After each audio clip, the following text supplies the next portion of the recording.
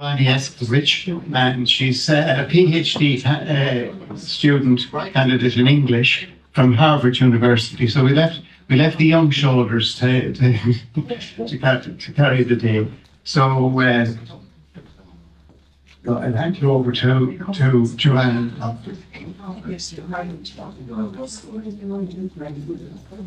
All right, let's test this out. Fantastic.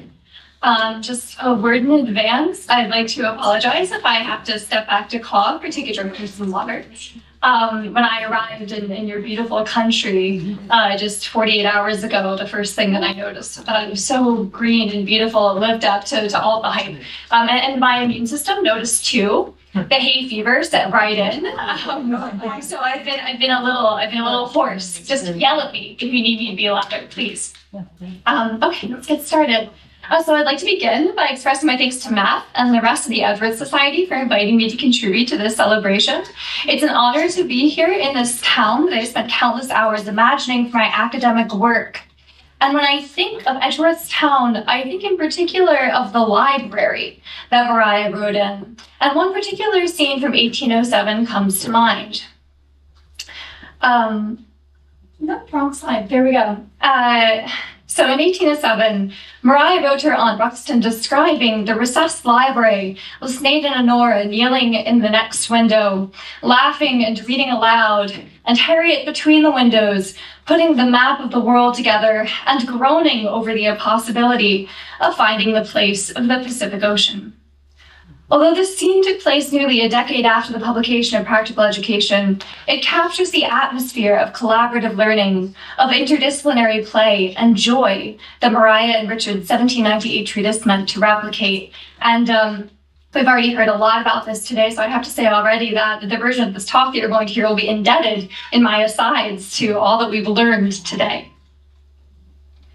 So in her chapter on attention in practical education, Mariah identified this kind of joy or pleasure in learning as the way to get children to pay attention to their lessons. Quote, "When we would teach them to attend in the midst of noise and interruptions, we should begin by talking to them about things which we are sure will please them." The scene from 1807 that she described is full of noise, of laughter, of reading aloud, of groans, and presumably of the shuffling of puzzle pieces and scratching pencils. Mariah's siblings produce these sounds, these potential distractions as they learn, and yet they stay focused on the book and the map before them. For teachers today, noise and distraction are immediate and pervasive. They're as available as their students' phones or screens, as we heard somebody discussing earlier today. Yet the joy of learning in Mariah's library can be evasive in today's classrooms. And today I'm going to be looking to practical education for some pedagogical lessons about what methods of learning children most enjoy, with a particular focus on middle grade learners. So I'm thinking about children aged 9, 10, 11, 12, that range, a little bit older than we've been thinking about so far. And I want us to be asking together, what pedagogical moves did Mariah make to motivate her siblings to enjoy, focus on, and dive into the process of learning? To approach this question, it will help us to have some background about how Mariah first came to her library and began the project of practical education. So this is her family. Mariah claimed her desk in the library in 1782. She had just returned from boarding schools in Derby and London, which she had attended from ages 7 through 14, following her mother's death. While Mariah was away, her stepmother, Honora, whose books we saw earlier, had convinced her husband, Richard, that the art of educating their then 6 children should be considered as an experimental science, based upon their behaviors. And she had begun taking the notes that we saw earlier on their reading, writing, discussions, and play. Over the next 2 decades, these notes would come to inspire the younger Edgeworths' lessons and written works, including Mariah's practical education. As one of Mariah's foremost biographers, Marilyn Butler, tells us, at all stages in her life, Mariah used her writing to cement her ties with her family. Practical education was no exception. Once Mariah had settled into Edgeworthstown, she continued Honora's work as a way of connecting with her siblings. From July 1796 to October 1797, Mariah took notes on her siblings' education, from which she drew material for practical education. The final product consisted of 2 parts. The first 735 pages instructed adults on how to best inspire their children's imaginations. The final 40 record the conversations and anecdotes of the Edgeworth children. So this is the appendix of their replies to their adult educators' experiment. And this begins, as we learned earlier, with Honora's notebooks and concluded with the conversations that Mariah transcribed in 1796 to 1797.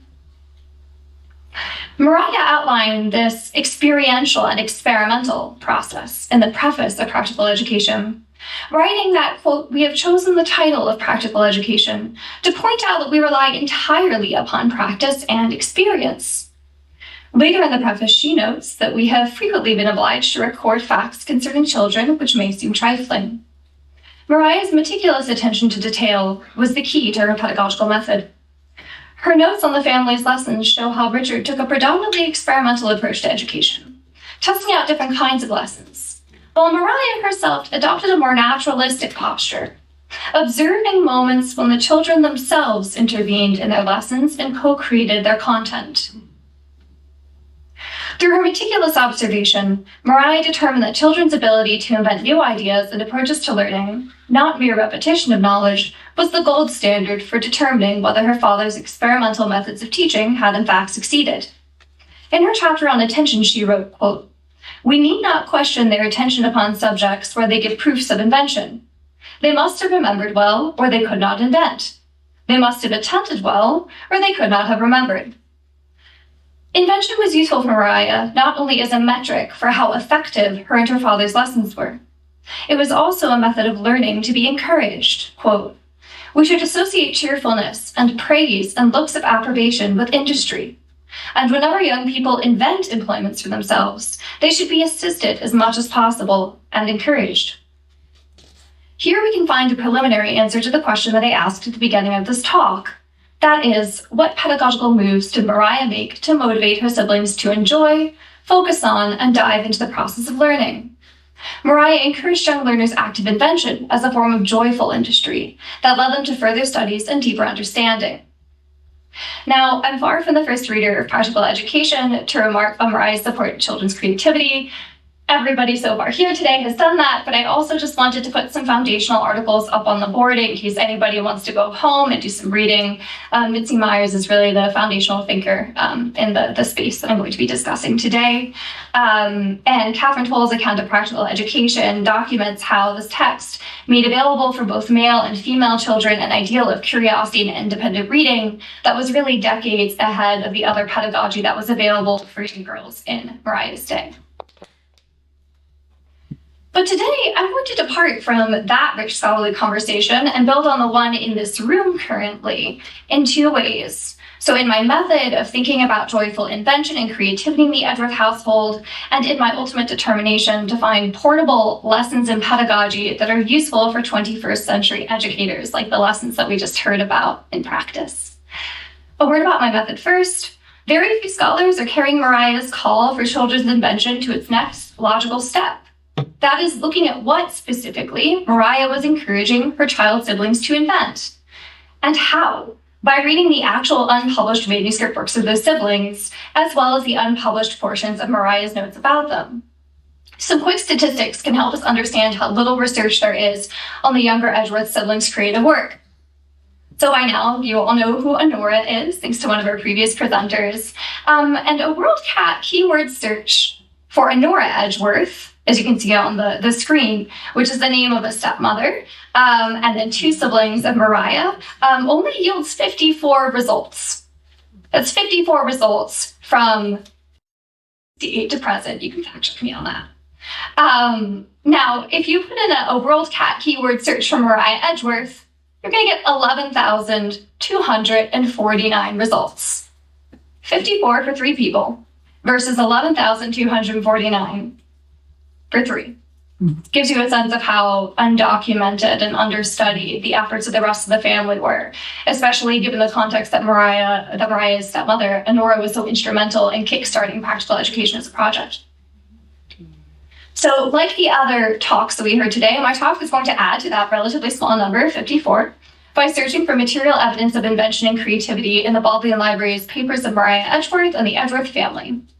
Beyond that archive, I've identified 88 texts that are annotated by the Edgeworths in the Bodleian Library. Most have yet to receive any scholarly attention, and none belong to a cohesive Edgeworth collection. Many feature children's annotations on adult texts and vice versa. Instead of thinking about Mariah's siblings only as experimental subjects or people in notes not worthy of their own scholarly articles, historians and pedagogues today should be studying the younger Edgeworth children as co-inventors of the processes and materials of their educations.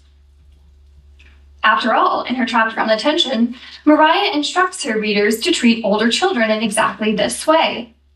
All the arrangements should be left to the pupil himself. All the difficulties should be surmounted by his own industry.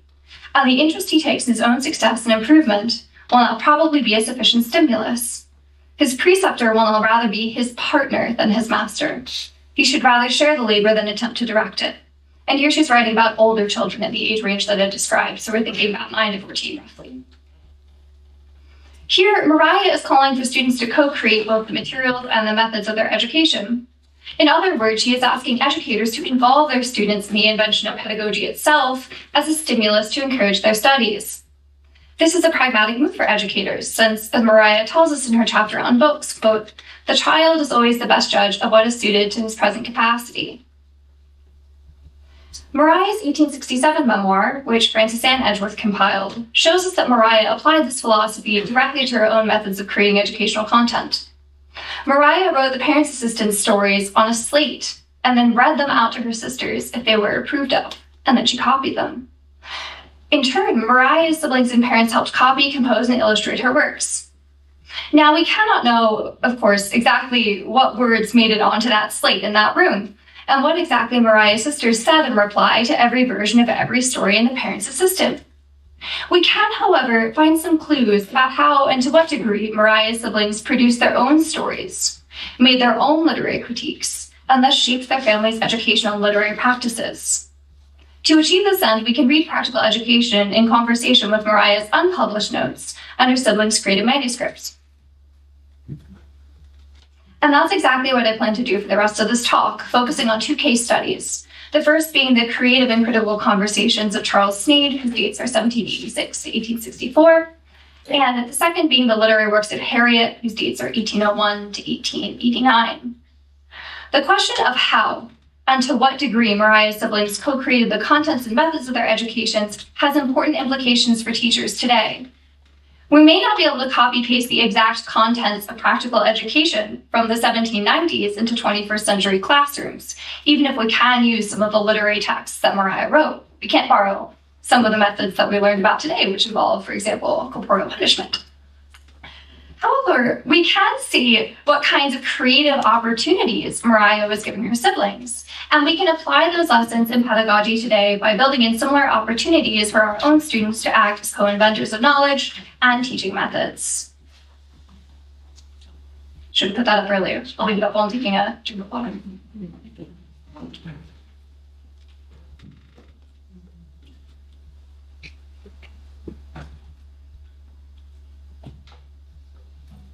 All right.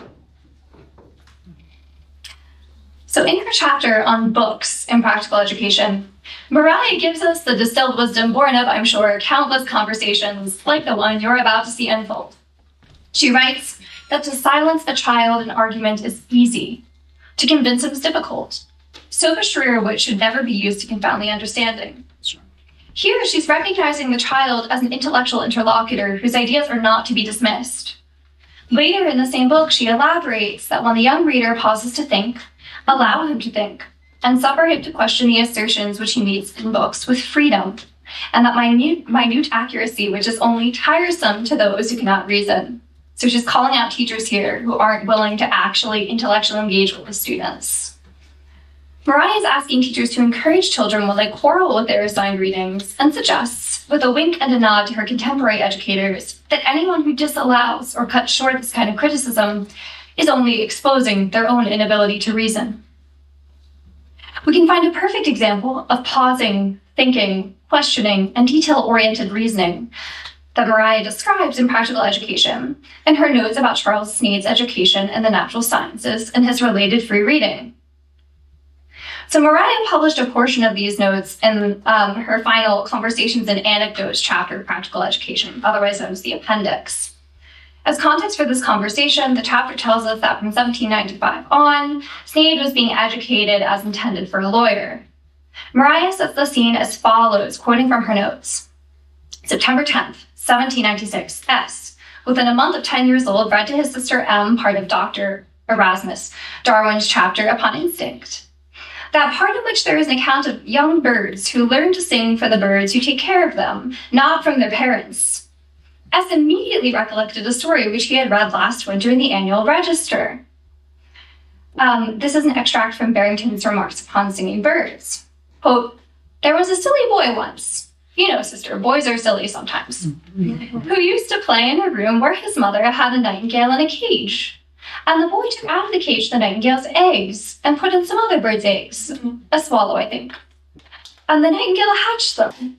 And when the swallows grew up, they sang like nightingales. When S had done reading, he looked up the title of the book. He'd often heard his father speak of zoonomia, and he knew that Dr. Darwin was the author of it. So here are those texts in the actual book. So this portion that's on the board of Sneyd and Mariah's conversation already shows a few exemplary acts of creativity. It starts out with Sneyd having an unremarkable lesson in the natural sciences, simply reading aloud from Dr. Darwin's work. The lesson gets interesting from a pedagogical perspective when Sneyd interrupts his reading to recall the annual register, essentially an academic reference source dating back to the 1750s. Sneyd reframes an article about birdsong as a kind of children's story, repeating it in the style of a moral tale or a fairy tale. There was a silly boy once upon a time. He then interjects humorously, you know, sister, boys are silly sometimes. I got a laugh even today. Bringing his own style of storytelling into what started out as a relatively dry natural history lesson reading from a text. Mariah rings this interjection in the actual text with parentheses, signaling to the reader that it is an aside and that it doesn't exactly belong in the lesson that they were having before. It's more literary than scientific, and it shows Sneyd thinking more like a science communicator or author of popular science stories than a student of natural history. Now, I can imagine a whole host of classroom prompts and exercises that educators today could develop based on this paragraph's example alone. In middle grade STEM courses, why not ask young learners to write stories about their lessons and experiments in addition to lab reports? Elementary school teachers could invite their students to translate a short lesson in biology or animal behavior into a genre of writing that they actually enjoy reading.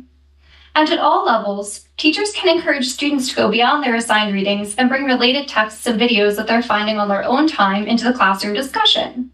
This is invention, not interruption, even if the videos come from YouTube.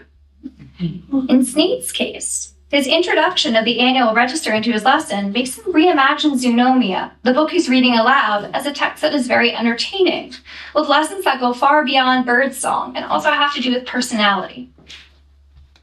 And that's all it takes to get Sneyd really interested in his lesson and practicing his critical thinking skills.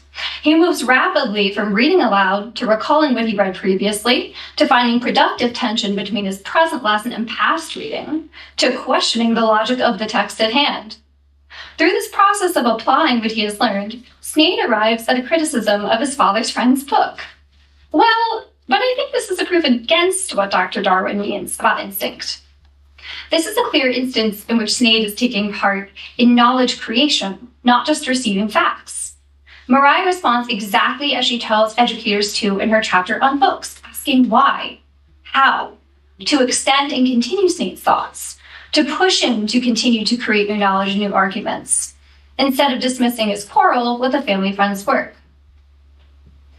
Although Mariah stops the conversation there in practical education, writing in conclusion that we give this conversation as a proof that our young pupils are accustomed to think about everything that they read, the conversation did, in fact, continue on, and we have evidence of that in her unpublished notes. In the unpublished portion of Mariah's notes, Sneyd goes from thinking about everything that he reads to imagining himself as an author, continuing the kind of literary creativity that he began when he said to Mariah, "There once was a boy." Sneyd asks, "Do any people ever make objections to the book? May they?" And Mariah replies, "Sensible people think very carefully before they make objections." And you can see that carefully is underlined here in the close-up. In response, Sneyd stops objecting and starts imagining how an adult author might make careful objections, beginning with Richard. My father may make objections to the book, he says. Now Sneyd considers what it would be like to receive careful objections, as though he were the author of a published work, imagining Dr. Darwin's perspective, asking, would Dr. Darwin be displeased with anybody? Pause. With me, if I was to find out a mistake and tell him of it. Once Sneyd has begun thinking like an author, he moves rapidly out of his lesson on natural science to think about the social etiquette of scholarship, picturing himself as a real interlocutor with a published scientist. This signals a genre shift in Sneyd's lesson. To bridge the gap between his initial lesson on natural science and his current thoughts about scholarly relations, Sneyd practices an empathetic mindset that Mariah had modeled for him only a few weeks earlier, so we can see him applying his previous lesson here. Mariah's notes from their lessons on August 17, 1796 read, "People should put themselves in the place of children when they teach them, and should try to recollect what were their own feelings when they first began to learn." Just as Mariah here, as an adult, is striving to imagine the feelings and perspective of the people that she's educating, Sneyd, in his lesson, is imagining the feelings and perspective of the adults that he might educate, that he might correct. Mariah encourages her brother to think along these lines, replying, "I don't believe he, Dr. Darwin, in the least would be displeased with you. I dare say he would be much obliged to you if he did it in a good-natured manner, and if he did not do it conceitedly." What makes this reply extraordinary is Mariah's sense that Sneyd could reply conceitedly, that Sneyd did have a scholarly contribution to make, and that he could have delivered this to Dr. Darwin in a less than tactful way, as though he were a scholar in the room. Mariah recognizes Sneyd as a real interlocutor for Dr. Darwin, but also wants him to see himself in that way. And in a parenthetical aside, Mariah muses to herself that he looked as if he was considering whether or not to write to Dr. D. This is a private thought, not a published one, in which we can see Mariah considering the effects of her own pedagogy in real time, wondering what effect her words actually have on her sibling. To my ear, she sounds hopeful here, and encouraged by the idea that Sneyd may take action and participate in a scholarly discussion as a result of their conversation. That kind of creative thinking, sense of authority, and empathy that Mariah is teaching, in which scholars and children see each other as part of a joint learning process, was really, really radical in Mariah's day. This was a time when educational theorists were defining the child as qualitatively different from the adult. And this is perhaps why this anecdote wasn't published in Practical Education. As it was, Practical Education, as we can learn from Mitzi Myers's articles, quote, encoded political messages, end quote, about independent thinking skills that would be dangerous to disseminate in what Myers calls a reactionary period. As Mariah wrote in her chapter on conversations in Practical Education, no anecdotes have been admitted without due deliberation. This anecdote from her notes concludes with Sneyd making a plan to act on all that he has learned about the natural sciences, on his potential disagreement with Dr. Darwin, on his interest in science writing, and crucially, on his newfound sense that he's a real scholar, he's an interlocutor with Dr. Darwin, contributing to knowledge creation. Sneyd goes beyond Mariah's lesson to propose a new course of study for himself, deciding to try some experiments and respectfully present the results to Dr. Darwin so that he might revise his book. Sneyd's behavior here is blurring the distinctions among student, reader, teacher, and author. He's not only creating the content of his education now, he's co-inventing his pedagogy, or the method by which he is learning. What pedagogical lessons can educators today take away from this unpublished anecdote? First, we should be building space into our lesson plans for students to take charge of their educations. If we begin by giving students reading materials, inviting them to bring in external sources, both popular and academic, and encouraging them to disagree logically with their textbooks, then we should also be budgeting classroom time every day for impromptu student-initiated projects. We shouldn't be waiting for high school or A-levels to prompt students to come up with their own research and creative projects. And we shouldn't be asking students to pursue this kind of work outside the classroom without support. And just a personal aside here, in another life, when I'm not a doctoral candidate, I'm also the curriculum lead at an ed tech company. And I so often see students come to me who are ages 14 plus saying, I really want to pursue this project. Insert project idea here. but I can't do it at school because my teacher doesn't have time for that, and there's no space in the classroom for me to pursue X, Y, or Z project that they have. And so they come to this company asking for support to be connected with a research mentor somewhere in the world. So this need it's still very present. Even if we don't think that 10-year-olds are ready to make real scholarly interventions in their fields of interest, what matters really is whether they see themselves as being ready for that.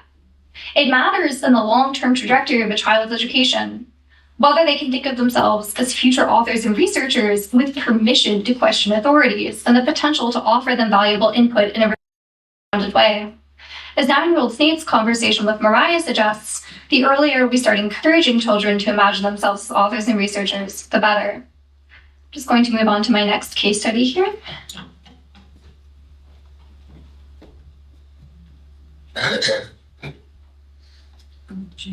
How am I doing on time? All right, we're gonna go. We're gonna go quickly. Although this is my favorite part of the talk. So this brings me to my second case study of Harriet Edgeworth. There are a few passages up on the board now that discuss in Mariah's chapters on books how educators, mothers in particular, in this context, should be writing all over their children's books, getting really involved, putting themselves on the page as equal interlocutors of the book's authors, and also directing their attention to the best passages, measuring readers' progress, and in the worst case scenarios, redacting inappropriate scenes so that students can read more advanced texts. In one of the 88 books of the Bodleian bearing annotations from the Edgeworth family, we can see this kind of creative remaking in action. A volume of Harry and Lucy features an inscription in an adult's hand. M.P. Edgeworth began to read a book, Jan 7, 1818, to Harriet, who read it in 1806, Charlotte C. The readers in this inscription are children practicing reading aloud to adults, and the adult who annotated the book is Harriet. In 1806, Harriet would have been 5, and in 1818, Michael Pakenham read aloud to Harriet at the same age. Harriet marked the body of the text at intervals with pencil lines and dates, concluding with a final log of the 3 months and 5 days that it took Michael Pakenham to read it aloud. Quote, PME finished this book April 14th, 1818. Harriet also included marks for pronunciation and corrections in pencil throughout. How did the adult Harriet, age 17 in 1818, learn to mark up her text in this way? Well, she started as a child, writing in the same book. Here we see a calligraphic Harriet Edgeworth 1806 that was likely penned by Charlotte. Above that, it looks as though Harriet's childish hand took Charlotte's pen out of her hand to insert her own H. On the verso opposite the title page, the word "and" appears twice diagonally in the same childish hand. Now, these may look like unimportant scribbles to us at first glance, but for further context about the importance of these childhood markings, we can turn to M.O. Grenby's incredible book on children's reading habits and annotations, The Child Reader. As Grenby puts it, quote, to write in a book was to assert ownership of a costly commodity and to acknowledge its importance in the early 19th century. When we build this assertion of ownership in the broader context of Harriet's adult annotations in the same book, they are part of a continuous intellectual process by which Harriet began to see herself as a co-creator of lessons in the book, pacing and editing them for younger siblings. Now, when I was in school, there were really strict rules against writing in copies of books, and my teacher had to remind me of them at least 3 times a day. It was not until I got to college that my professors began to tell me to write in books and put my own voice in conversation with the authors. Harriet's success story of growing from child reader into adult teacher using the same book suggests that there may be benefits to allowing children to collectively annotate and draw in at least a subset of classroom volumes, contributing creatively to their content and practicing acting as authors. At around the same time that Harriet was learning to read aloud and label the leaves of her book, she was also learning to talk about and name the leaves and flowers in her garden. In an 1805 letter, Mariah described Harriet's botanical lessons to Fanny, who was then 6 years old. Your letter to Harriet came this morning. It is well written for a little girl like you. She's walking in the garden with Mama, filled with pretty geraniums, myrtles, roses, and many other little plants, which have 2 long names for you to read. While Mariah alludes to these long names, Harriet does not return to the house and record or dictate them in a reply. She doesn't write back, sharing her knowledge. This is perhaps because, as Mariah writes in her chapter on books, the prompt to write a pretty letter to some relation or friend is not the mother of invention. What is the mother of invention, at least for Harriet, is not the letter genre, but the adventure genre. Harriet continued learning about long names and little plants for the next 6 years, and around 1811, if the estimated date on her manuscript was correct, which I cannot verify, Harriet turned to her gardening practices as an inspiration for an adventure story about girl readers. Cue my favorite slides. Harriet was 9 or 10 years old when she wrote The History of the Palace in the Forest. This manuscript book chronicles the lives of 9 pairs of twins, the princes and princesses of the forest. While the queen is pregnant with the first set, a fairy, Sansa, so called for, quote, a flower of that name, end quote, gives her a collection of 18 cherry stones. These stones will one day blossom in her children's hands to unleash magical texts that record their destinies. According to the ruling of the botanically named Sansa, the twins must wait until they are all at least 9 years old to read out their destinies as a collaborative group of 18. As a reminder, that's around Harriet's age when she was writing the story. Nonetheless, their father, the king, tries and fails to read the children's texts again and again before they can get to them. Even when their father calls upon the kingdom's scholars to read the children's texts, all the adults fail to see, much less read, the glowing golden words that the children perceive in their cherry stones but cannot yet understand. When the twins finally read out their destinies to the assembled kingdom, the third-person omniscient narrator identifies equally with each of the 18 siblings via free and direct discourse. Their vague destinies are nearly identical. Each brother will defend the kingdom from a different foe. Each sister will accompany and assist her twin. And they copy the collective identity of creative readers, imagining how they might enact these missions as a team. What a remarkable story, especially for a 9-year-old author. When we bring in some context from practical education, we can see what lessons in pedagogy are available from this remarkable manuscript text. Harriet's story is fundamentally about the relationship between children's independent reading and their futures. Her story imagines, wishfully, a world in which neither parents nor scholars are qualified to read and interpret for children. A world in which there are texts that belong solely to children, and opportunities for children to teach adults about what those texts say. In Harriet's fictional world, there are magical rules preventing the adults from trying to take children's texts for themselves. In our world, there aren't. However, as teachers, we can cultivate classroom libraries and reading activities that allow our students to take ownership of their books as creative readers and interpreters. As we've already seen from Harriet's copy of Harriet and Lucy, one way to do this is to allow children to mark up and tell us about their classroom books. Harriet's story also suggests that this kind of creative authority allows children to interpret and announce their own paths in life. And the paths that her fictional princesses and princes announce depart radically from the gender norms of her day.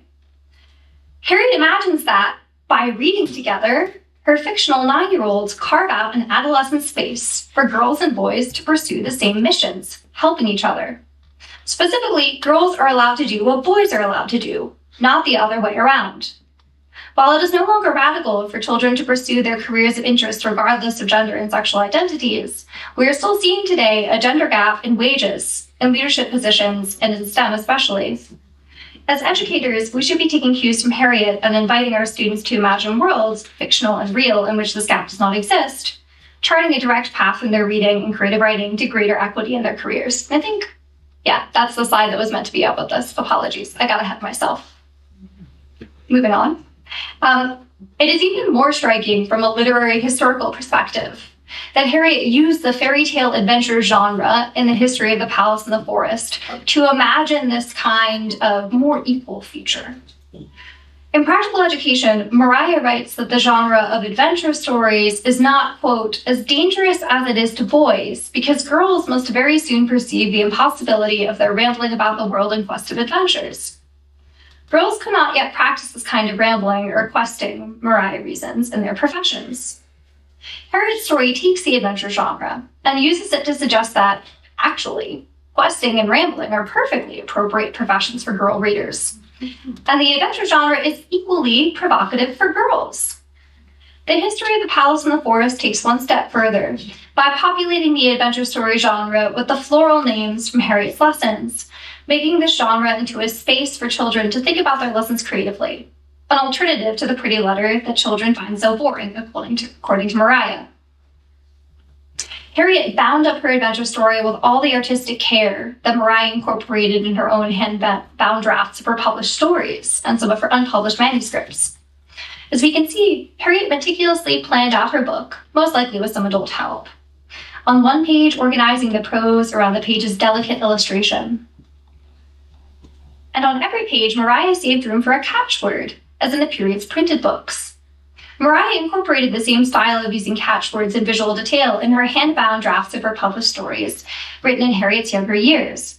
Her 1803 outline for Tomorrow, for example, published in Popular Tales in 1804, and her incomplete play Celebrity features the use of the same style of binding. Both Mariah's and Harriet's text use the pamphleteer stitch that Richard used to bind his manuscript essays. That was the stitch on the side there. And there's the catchwords. Ultimately, the history of the Palace in the Forest is not only a prime example of a child learner creating a book that she uses to reflect critically on her own education. This story is also evidence that the children in the Edgeworth household were invited to invent new genre spaces in which to play out their own stories. Harriet hijacks the adventure genre, co-opts Mariah's and Richard's professional styles of binding, and brings in her lessons on botany to create an experimental feminist work of adventure fiction, one that insists upon the interpretive autonomy of girl readers, one that should be published. In the present day, what lessons in pedagogy can we as educators take away from this instance of invention? We can craft creative writing prompts and art projects that allow children to make books like Harriet, sure. But the larger and more important lesson is to support children in inventing their own radical genre spaces, ones that we might not understand or appreciate, at least initially. Remember that Mariah did not originally think that the adventure genre was relevant to girls' careers in practical education. Yet just over a decade later, we see evidence in her papers that she worked with Harriet, nurturing her in developing a new version of this genre. Today, children are every day inventing new kinds of media, new genre spaces that educators may not think are legitimate or relevant to our professions. I'm thinking of fan fiction, of vlogs, of the corners of social media that educators tend not to know about or respect all that much. What might happen, though, if we as educators brought some of these media into the classroom and invited children to use them as forms in which to reflect on their educations? What if we allowed children to make blogs for once, instead of asking them to write yet another essay? What kinds of new thought, literary creativity, and joy in learning might result from this act? That is for you to find out in your classrooms. In conclusion, if we take one lesson in pedagogy from practical education today, 225 years from its publication, it should be to look to young learners as co-creators of knowledge and co-inventors of the ways in which they learn. Today, pedagogues, like the people who you've heard speak about their own experiences in the classroom, today, we all ought to be taking cues from our students, just as Mariah did before, during, and after she wrote Practical Education. Mariah observed and implemented young people's methods of critiquing, remaking, and crucially, enjoying their lessons. She made space in her notes to record moments when her siblings talked back to textual authorities and imagined themselves as scholars, as in Snade's case. And the Edgeworth Library continued to be a place where young people could write all over, edit, reread, and remake their old books and lessons, eventually inventing new genre spaces, as in Harriet's case. I can think of no better way to honor practical education and continue the Edgeworth family's work today than by making room for children to continue shaping their lessons and pedagogy in our own classrooms. Thank you.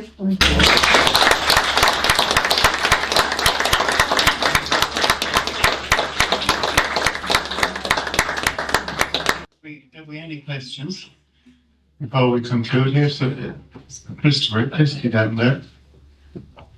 And it's not very obvious how badly the education system is failed. You see, so many people, they don't seem to have enjoyed themselves without drinking alcohol. So many people smoking, the fourth highest rate of cocaine use in Europe. So many unhappy marriages, people working in jobs that they're unhappy in because they simply never learned from school, from childhood, a free, natural, internal, everyday, permanent way of being happy. They've only learned external, temporary, artificial, chemical ways of being happy. And I met a family last night, and the 8-year-old boy is already a champion runner at 8 years of age at a local, regional, and national level. And he probably want to do maybe sports psychology and sports science as well as being a champion. So he's found, a free, natural, internal, everyday, permanent way of being happy. And as you were saying about the schools concentrating on the kids imagining a career by developing their hobbies and interests and going on to do a degree in that or a course and developing that into a job and becoming a happy person, a happy husband or a happy employee. Oh, thank you for that. Apologies, Matt. Just to build on that, I think that one thing that's really come through in everybody's papers today, both on the historical end and also on the more experimental, practical end, looking at what educators are doing in the classroom today to try and foster joy in learning, is that it's really a continuous process from age 0 all the way up through college, in my opinion, that you've got to not isolate children and you must learn this when you're this age and you must do this rote book learning and you have to memorize this, but it's a process of discovering what you love, discovering how to do what you love, discovering that there are skills that you didn't know about that you might really enjoy and putting them together into some kind of gainful career that will make you happy to get out of bed every day in the morning. And part of the process of helping children to discover that, I think, is letting them do what they want to do to a certain extent. And Mariah knew that, and she was recording that, and she was subtly pushing back against her father's more controlling instincts in their lessons, and that really comes through. So really, if we do take one thing out of this book, it's that if we want our students to be happy, and we want them to be good citizens, and we want them to be virtuous, as our prior